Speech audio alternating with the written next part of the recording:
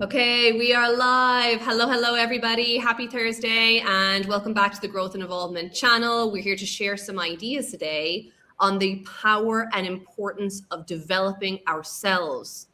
For those of you who don't know us, my name is Megan Casey, and this is Debbie Calladine, and together we run an international personal and professional development training company, helping people to grow and evolve into more of their potential.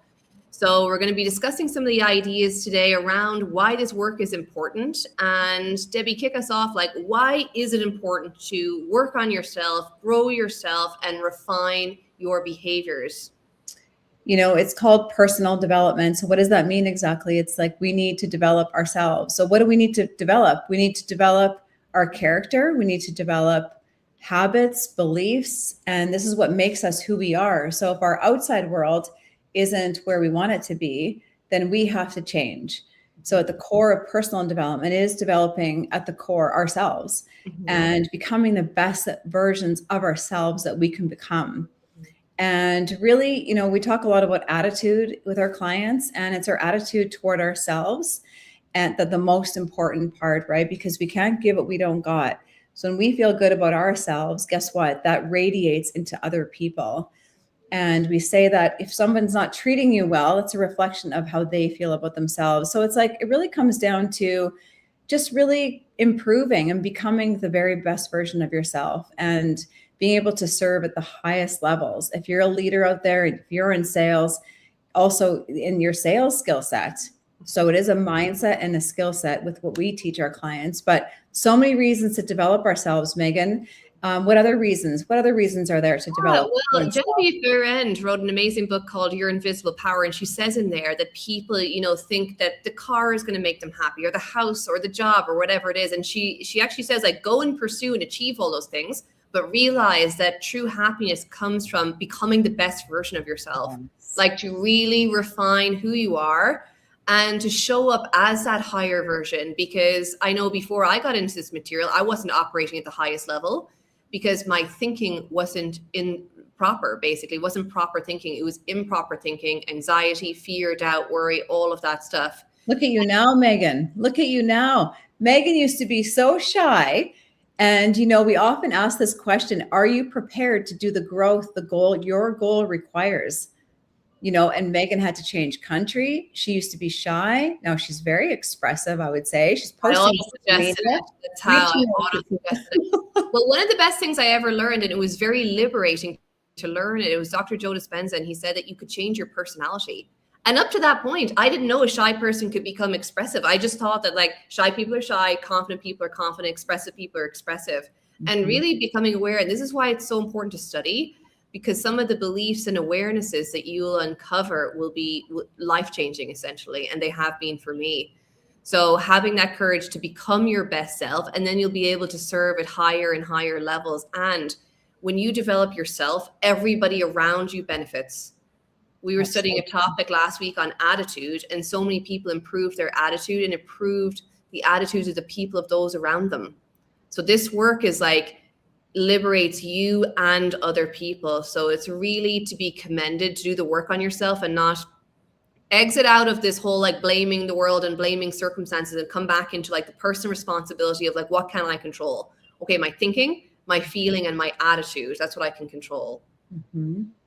So yeah, we have to be willing to work on ourselves. It takes courage. It takes bravery. It takes a level of honesty, because we can't change anything we're not aware of. So sometimes, we become aware of something and it's like, oh yeah, I do that. Or that is a habit I have to change, or that is a belief that keeps recurring. So, but we often say we get to change.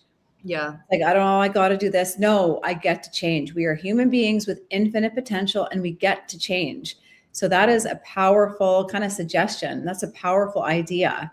Very powerful. And we have to take the feedback on the chin sometimes. There'll be feedback and you'll be like, gosh, like I have that habit or this. It's like, now that you're aware of it, you get to do something about it and actually to follow through and take action on that.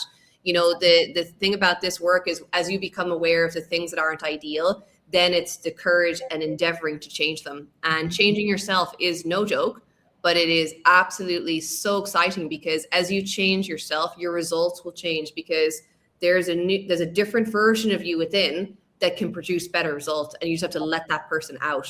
Yeah. And I think we titled this video, you must change your self-image. At the core, our self-image is how we see ourselves. And that radiates into every single thing we do. So if we don't see ourselves as intelligent, if we don't see ourselves as being a master salesperson, that we can't help very many people, we think less of ourselves. There's all kinds of like stuff that we think that people think about themselves. I did a Facebook post about that, and it's real. Like, that's real life stuff. And so we have to be willing to change the self-image. And that's part of our paradigm. And that's what we're going to be talking about in our upcoming masterclass next Tuesday, April 7th. It's like, upgrade your self-image, upgrade your life. That's true. You can do all the personal development in the world. You can read the books, you can watch the YouTube videos, but if you don't change your self-image, nothing is going to change. And that's a hard lesson I had to learn. A really hard lesson. I was reading the books, but I wasn't really changing. And so, yeah, we talk about bold moves a lot because we got to be willing to get out of our comfort zones. Absolutely. That's how we grow. There is absolutely no growth staying comfortable.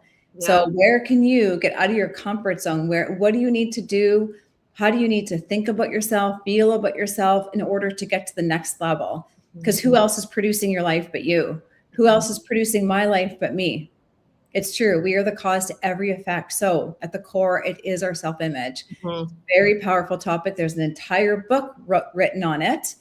Psycho-Cybernetics by Dr. Maxwell Maltz. He was a cosmetic surgeon. He talks about this in his book. It's a very powerful book. If you want to pick that up. What else did you say about self-image, Megan? Yeah, well, we're going to be doing a deep dive in the masterclass. So I would encourage everybody watching to attend. It's free. It's on Tuesday at 6:30 MST, 8:30 EST. Yeah. And we have to change the way we see ourselves, because people, as you go through life, you'll pick up these limiting beliefs. Somebody suggests something to you. For example, you're shy, and then you start to act like that. And then you become more enhanced in that direction. But actually, was it ever really objectively true? So we call it the actor's technique, where you start to write out the new script. We call it our 2.0. So Megan 2.0 would be more expressive, because that's the role I'm entering into, speaking. And you start to map it out. Who is that version of me? And then you have your script that you have to start to embody and act like that person. And as you act like that person, your results will be changing, because you'll be acting differently. You'll be contacting people differently. Whatever it is, the nature of your business, your attitude towards your work will change when you change the attitude towards yourself. 100%. We're going to be doing a deep dive in this in the masterclass. And we're also going to be talking about self-compassion. A lot of people are their own worst enemy in their mind. They're telling themselves all kinds of terrible things and then trying to outperform that. So we want to get that self-talk from a critic to a cheerleader. And that is a process. So we're going to be going into that in more depth. And how can people register for Tuesday, Debbie? I like what you said there, Megan. We can't outperform our self-image. We can't.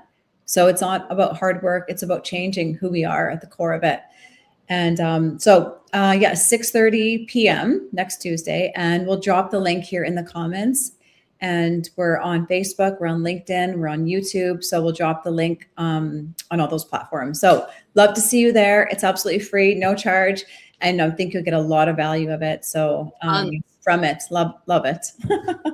I think I'm cutting out a little bit. So, all right, Megan, any closing thoughts? Closing thoughts are, do something today to improve your confidence, like whether it's an improvement in your health, an improvement in your work habits.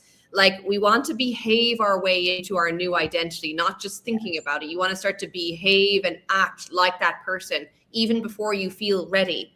Like, go and do something today. Like, take this video as your sign to go make some changes and start to live the life by design, the life that you desire. And we'll see you all on Tuesday. You bet. All right. And happy Easter to all of you. Yes. See you soon.